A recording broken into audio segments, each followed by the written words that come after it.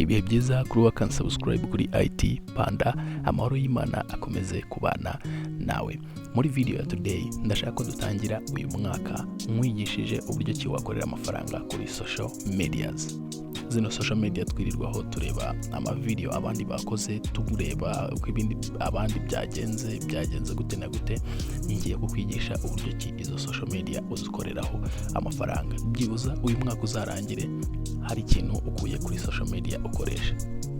N'urugero, reba imyaka yose ishize ukoresha ama social media, ariko ndabihamya ko nta mafaranga menshi wari wayakuramo, cyangwa se nimba unayakuramo nagukuramo yangana nayo wakoresheje uzijyaho ayo mabando n'umwanya uba wataye ukoresha kuri social media. Nyemerera rero uyu munsi mwigishe uburyo ki wakorera amafaranga kuri zino social media tubona mu matelefone zacu.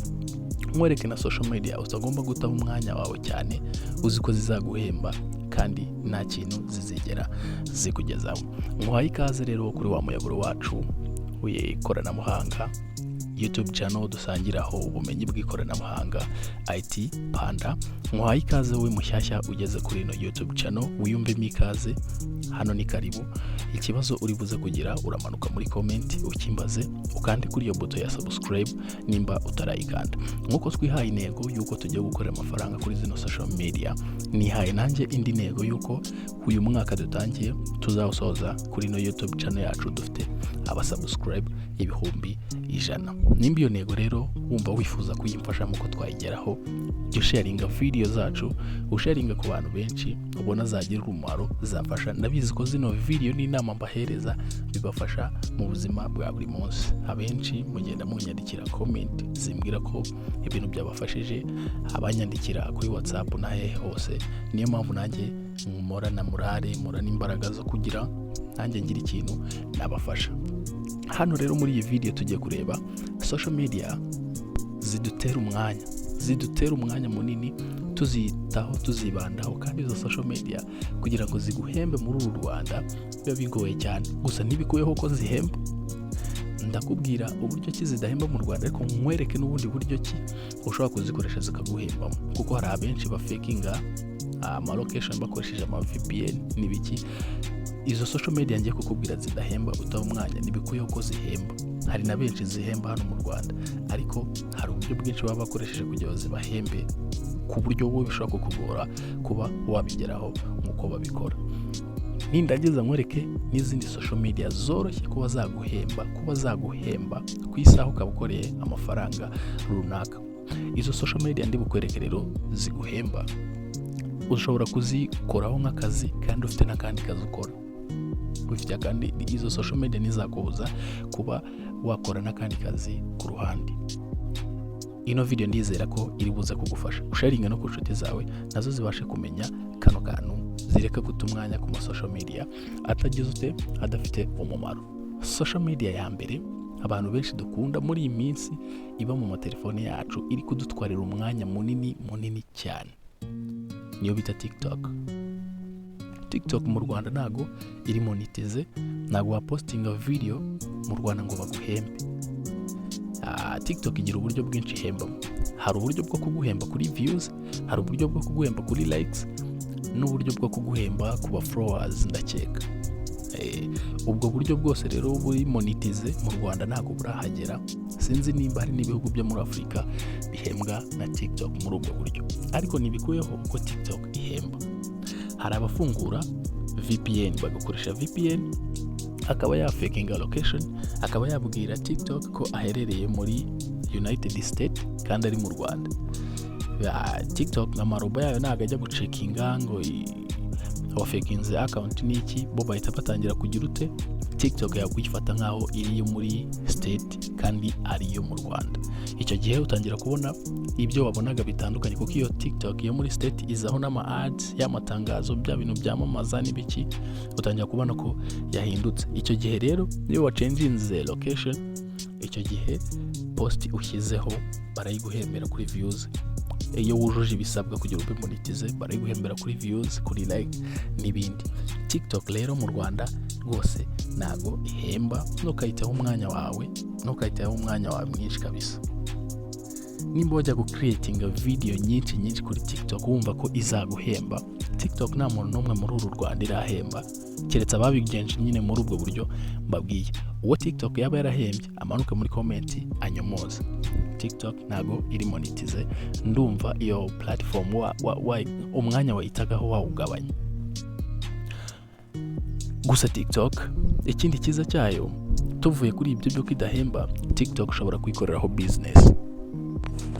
TikTok kuyikoreraho business biroroshye cyane kuko ushobora gucururizaho. Urugero, nimba ucuruza nk'imyenda, ushobora kuza kuri TikTok ukajya kuri live.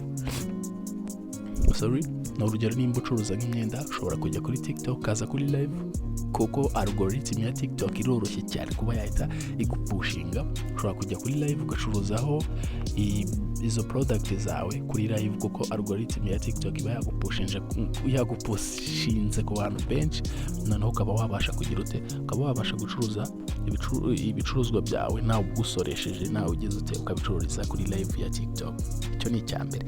Ikindi cya kabiri, TikTok ishobora kuguhemba kuri ya gift. Nimba uri kuri live gutyo uri gucuruza, hari umuntu ushobora kuza akishimira ibikorwa byawe urimo urabagaragariza, akaba yagira ute, akaba yaguhereza gift. Ziriya gift bazivunja mu macoin cyangwa mu mafaranga, ukaba wazibikuza. Ariko nanone mu Rwanda kuzibikuza ziriya gift nabyo biracyari mu bintu bigoye cyane. Bigoye gute? Bigusaba kuba ufite account ya PayPal cyangwa se n'ubundi buryo ki bashobora kuyavunja akagera kuri banki yawe.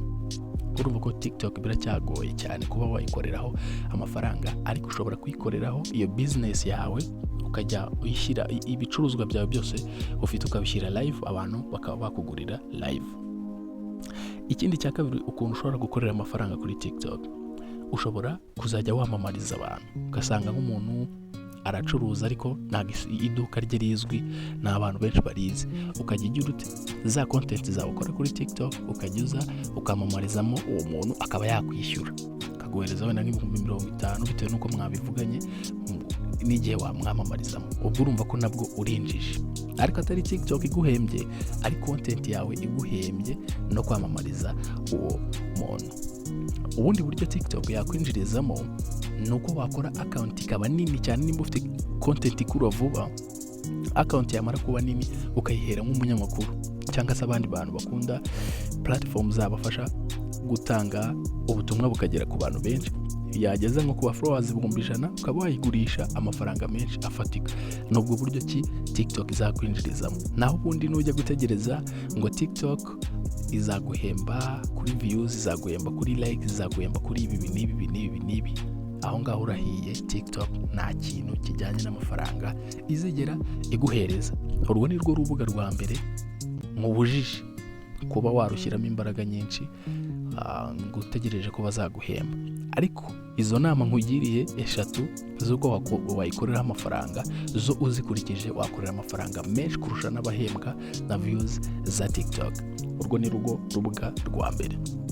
Urubuga rwa kabiri ugomba kwirinda, ugomba kugabanya gukoresha cyane, n'urubuga rwa Instagram.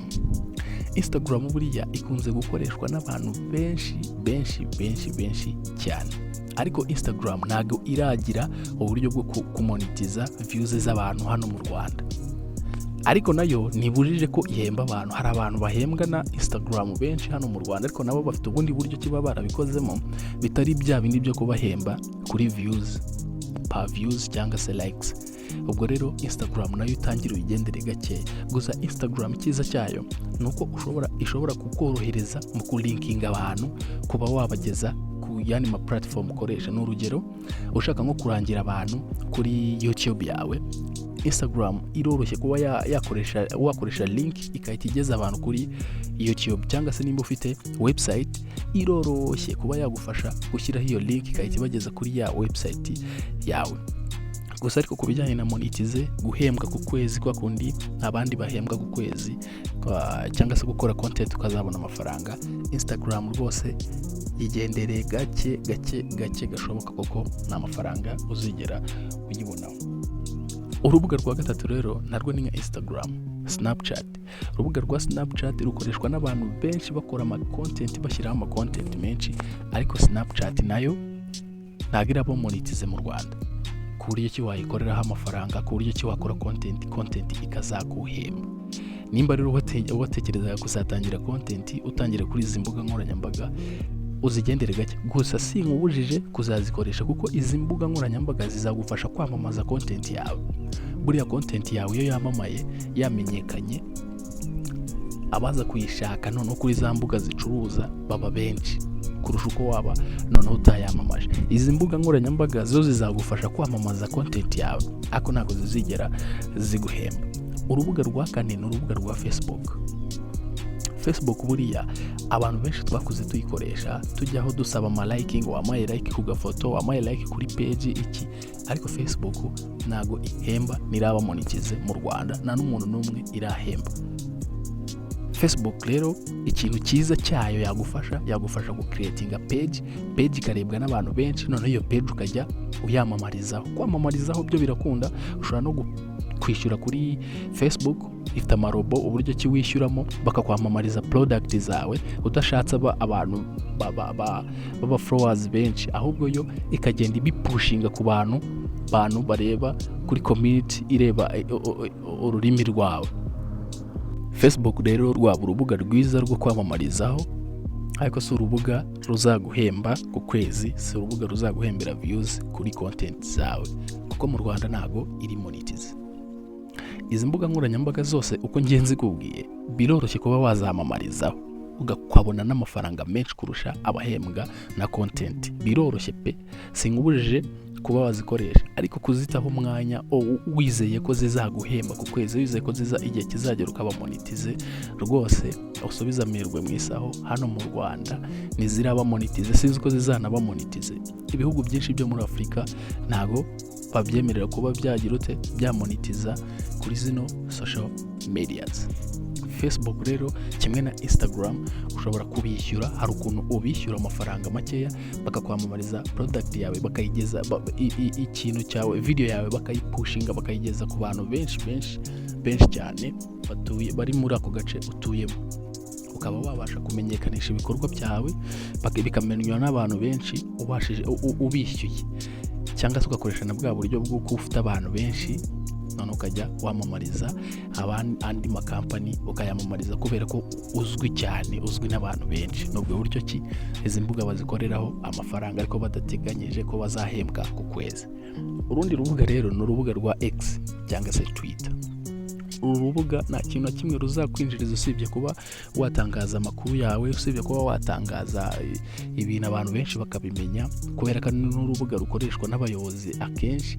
Amakuru atangarijweho hari ukuntu yizerwamo gake, ukuntu adafatwa nk'ibihuha. Gusa ariko uru rubuga ku bantu bafite ama website acuruza ibintu bijyanye n'aya mashusho y'urukozasoni, kuri X ushobora kwamamarizaho ibijyanye n'ayo mashusho y'urukozasoni, ayo link, kugira ngo abantu bagere kuri website yawe. Hariyaho link y'ibyo bijyanye n'urukozasoni ntago bajya bayikansoringa nk'uko kuri Instagram uyishyiraho bakayisiba, kuri Facebook ukayishyiraho bakayisiba, kuri Instagram kuri X ho iyo ushyizeho link iriho ibintu bijyanye n'ubusambanyi ho ntago bayisiba, igumaho. Rero uramutse ufite website icuruza ibintu bijyanye n'amapornography, ushobora kwifashisha X ukajya wamamarizaho wamamarizaho izo videos zawe. N'urugero ati gute, ushobora gufata aka video gatoya uzi kameze neza ufite kuri website yawe, ukaba wagapostinga kuri X yawe cyangwa se Twitter yawe, ukagapostingaho, noneho hejuru ugashyiraho link bari busangeho video yose, iyo link yo kuri website yawe. Noneho kuko hariya ibintu bijyanye n'ibyo by'ubusambanyi batajya babisiba, algoritme yayo bitajya bisiba, n'amarobo yabo batajya bisiba, umuntu akaba yakareba, yabona akishimiye, akahita kanda kuri ya link wamushyiriyeho hejuru, akahita ajya kuvisitinga website yawe, akaba kwinjirije gutyo. Nibwo buryo ki X yakwinjirizamo. Naho ubundi ku bijyanye na monetizeho nta kintu uzigera ufataho kabisa. Gusa sinkubujije kuzazikoresha zino social media zose. Nakubwiye ibyiza n'ibibi, ariko ntuzashyiremo imbaraga cyane kuba wazikoresha, kuko ngiye kukwereka social media zihemba hano mu Rwanda kandi zikaguhemba neza, ugakora content yawe ukora n'akandi kazi kandi ukabona amafaranga menshi bitewe n'ukuntu wakoze, kuko kuri social media nago bagira umushahara baguhemba ku kwezi. Urugero nko muri leta nimba uhembwa 500,000 biba bizwi ko ariyo mafaranga uzahembwa, waba wakoze waba utakoze, waba warwaye waba utarwaye.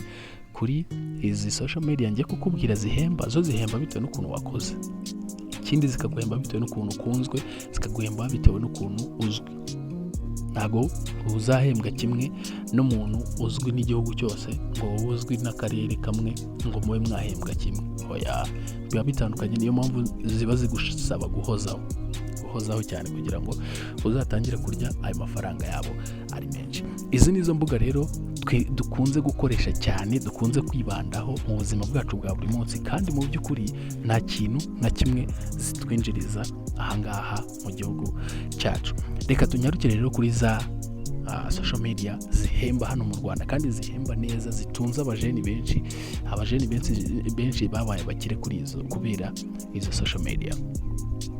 Urubuga rwa mbere ni urwo bita YouTube buriya ihemba neza cyane, nubwo mu Rwanda bikigoye duhemberwa kuri ku ma ads, mu gihe mu bindi bihugu bahemberwa kuri views, bagahemberwa ku ma likes n'ibiki, twe duhemberwa ku ma ad baba ashyirwa ku ma video yacu. Tuzi uko ashyirwaho, YouTube niyo ihitamo kwamamariza kuri video yawe. Izo ad zajya kuri video zawe uploadiza kuri YouTube, nizo igihe kigera ku kwezi bakazikuvunjishirizamo amafaranga, bakabishyira muri Google AdSense yawe, none ayo mafaranga ukaba wayarotira akajya kuri bank account. Urumva rero abantu bafite content zihoraho icyo gihe babona amafaranga menshi kuri YouTube. Ikindi, iyo ushaka kuba wakorera amafaranga menshi cyane kuri YouTube, ukora content ziri international. Nkuko nababwiye ko mfite intego yo kuzuza abasabu 100,000, nzahita ntangira gukora content ziri international. Nkuko nabigishaga, tuzahindura none tujye twiga mu ndimi byuza nk'ebyiri, mu Kinyarwanda, Icyongereza, wenda Ikinyarwanda n'Icyongereza, kugira ngo twagure imipaka, noneho tufate n'abandi bantu benshi. Ubwo ngubwo iyo ufite content iri international, za ad zawe zirimo abazirebye bakwinjirije, noneho hari ubundi buryo buba kuri YouTube bwo kuba bwa market. Ni urugero nk'umuntu akamamarizaho ibintu byo kugura, umuntu akaba yabigura biciye kuri video yawe. Icyo gihe bakaguherezaho, hari ukuntu babibara, bakaguherezaho amafaranga bitewe n'uwaguze n'uko byagenze, uko YouTube ibikoramo. Nzashaka uburyo kimbikoraho research mbibasobanurire neza, ariko YouTube iyo ihemba neza kandi igahemba neza mu Rwanda ku muntu wakoze, kuko nako igira amafaranga runaka ngo uyu arahembwa aya n'aya, ahubwo uhembwa bitewe n'ukuntu urebwa, bitewe n'ukuntu ukora, bitewe n'ukuntu uhozaho, kandi bitewe n'ama-views ugira. Gusa ariko siko uzafungura YouTube ngo bahite baguhemba. Oya, siko uzafungura YouTube uyu munsi ngo uhite uhembwa. Hari icyo bisaba, hari icyo bigenderaho, hari icyo bigusaba. Kugira ngo uzahembwe kuri YouTube rero, bigusaba kuba wujuje abasubscribe 1,000. Ucyuzuza abasubscribe 1,000, bahita bakwandikira ba nyir'ubwite, atugiye mu mubare w'abantu bashobora guhembwa na YouTube. Icyo ubura ni iki? Urabura watch time 4,000. Izo watch time 4,000 iyo umaze kuzuzuza, bahita bakubwira ko noneho ushobora gucreatinga Google AdSense izajya ijyaho amafaranga yawe wakoreye. Icyo gihe rero, nugera muri icyo gihe wujuje watch time 4,000, uzahita umpamagara kuri iyo nimero cyangwa unyandikire mufashe gukora monetize. Kuko iyo utazi kuba wakiyapplyingira monetize, hari igihe bipfa ukazongera ugatangira undi mwaka, cyangwa se bakaba banakwima monetize. Icyo gihe uba ukeneye umuntu ubizi akaba yagufasha. Uzahita unyandikira kuri iyo nimero, mufashe kwa applyinga monetize, baguhereza code ituruka hanze. Iyo code niyo ushyiramo, noneho ukaba wabihuza na bank account yawe, noneho amafaranga wakoreye kuri YouTube akazajya ava muri Google AdSense ajya kuri bank account yawe. Nizo process bigusaba rero kuba watangira guhembwa kuri YouTube. Gusa ariko YouTube utaranaba monetize, ushobora kuyikoreraho amafaranga nk'uko za platform twazivuze. Ushobora kuba ufite content irebwa cyane, ukareba abakire, ukaba wabereka account yawe, noneho ukaba wabamamariza, ugatangira kubamamariza ariko utaranahembwa, ugatangira kubamamariza bakajya baguhereza ayo kuba bamamariza, kandi na YouTube yawe irimo iragenda ikura. Urumva ko YouTube rero ufite kuyishyiramo imbaraga uyu mwaka dutangiye ikakubyarira umusaruro. Urundi rubuga rero abantu batazi muri Rwanda ni urubuga bita Telegram. Sinzi nimba hari n'abantu barukoresha benshi hano mu Rwanda, ariko uru rubuga rwa Telegram ho ushobora kwinjiza amafaranga menshi ku munsi. Ho none ntabwo bigusaba ngo ukore ngo ugeze ku kwezi, ngo Telegram ushobora kwinjirizaho ku munsi kandi amafaranga menshi. Ni urugero, ushobora kuba ufite content ikunzwe n'abantu benshi kuri Telegram, ukajya ugacreatinga account, warangiza account yawe ugasetingaho amafaranga yo kuba umuntu yagukorera subscribe. Bitari nk'uko kuri YouTube umuntu agukorera subscribe kubona akajya aza akareba ibintu byawe ku buntu. Kuri Telegram ni urugero, nkashyiraho ko umuntu uzajya winjira kuri Telegram yanjye kuza kureba ibyo nkora, agira ute, yishyura $1 rimwe. Urugero, $1 rimwe si 1,000 ngahe. Noneho ku munsi, bitewe na content yawe ukuntu ikunzwe, bitewe n'ukuntu content yawe izwi, ugasanga ku munsi wakorewe subscribe n'urugero n'abantu 100, ukahita uyakubana ya $1. Urumva ko Telegram yo ishobora kugufasha kuzajya winjiza ku buryo bwa buri munsi. Telegram yo ifite uburyo bwinshi bwo kwinjirizaho. Ubwa mbere n'ubwo bwo gusetinga umubare w'amafaranga wifuza, n'uburyo kandi nayo iguhemba kuri views wagize, ku makuru watanze, buri kintu cyose wakoze. Hari n'abantu bashobora kubona Telegram yawe ikora neza cyane, akaba yagukodesha account. Bibaho ko account bazikodesha bitewe n'ikintu ashaka kuba yakorera kuri iyo account yawe. Telegram rero nayo ugende uyiteho, wige neza uko ikora, ugende utangire ube wayikoreraho amafaranga. Urundi rubuga abantu batazi ko rwinjiza ni urubuga rwitwa LinkedIn. LinkedIn ni urubuga noneho rushinzwe kuguhuza n'abantu bagukeneye. Ni urugero, nimba uri umu videographer, nimba uri umu filmmaker, ucreating account, ukajya kuri bio ugashyiraho umwuga ushoboye uzi gukora neza. Ni urugero, nimba uri umwanditsi ugashyiraho kuri umwanditsi, nimba uri umu videographer ugashyiraho kuri umu videographer, nimba uri ibintu umwuga wose waba ushoboye ukabyandikaho. Noneho iyo algorithm yayo niyo guhuza abantu bakeneranye. Ni urugero, nimba hari umuntu ukeneye umu videographer, bakahita bareba kuri ya bio yawe bakaguhuza na wa muntu umukeneye, icyo gihe ukabubonye akazi biciye kuri LinkedIn. Ni urugero. Urwo ni urugero rwa mbere, gusa izi mbuga zifite ubundi buryo bwinshi wakoreramo amafaranga. Ubwo ni uburyo bumwe mba nkubwiye gusa, ariko nkakubwira ko izi zo zirahemba mu Rwanda, zirahemba kandi abazisobanukiwe bazikoreraho amafaranga menshi. Urundi rubuga rero ruhemba neza ni urubuga rwitwa website. Buri ihemba neza kurusha ama YouTube, kurusha izi zose nakubwiye hejuru. Wifite website yawe uba ufite amafaranga menshi, kuko website baguhemba biciye mu buryo bwa ad. Website ni urugero, kamwe kuri nka website imwe muri iyi minsi ndi kubona iri gukorera amafaranga menshi. Ni urugero, www.agasobanuye.net ni urugero, cyangwa se agasobanuye.com. Iyo ugiyeho kuri iriya website, icya mbere kuba uyaccessinze, icyo ni icya mbere. Icya kabiri, bari buhita bakwereka mu nguni iyo website, bahita bakwereka utuntu two kwamamaza ngo Airtel, Tigo, MTN. Airtel iba yishyuye kugira ngo baze kwamamariza kuri iyo website nazo nyeka zifite algorithm sense, kuko buri muntu wese wishyuye kugira ngo bamwamamarize. Hari abantu benshi bishyura kugira ngo bamamarize. Hari uburyo ki nabo babikoramo, bakahita bareba kuri ya website iri kurebwa, bakahita bamamarizaho uwo muntu. Ni urugero, website ugiye kugasobanuye, ugiye gukanda kuri filimi ngo uyirebe, bakahita ubona bazanye ikindi kintu bamamaje, wenda cyo muri Tanzania cyahehe. Abo bantu ba Tanzania amafaranga baba bishyuye mu kwamamaza, wowe bamamarije kuri website yawe baguhaho 1/2.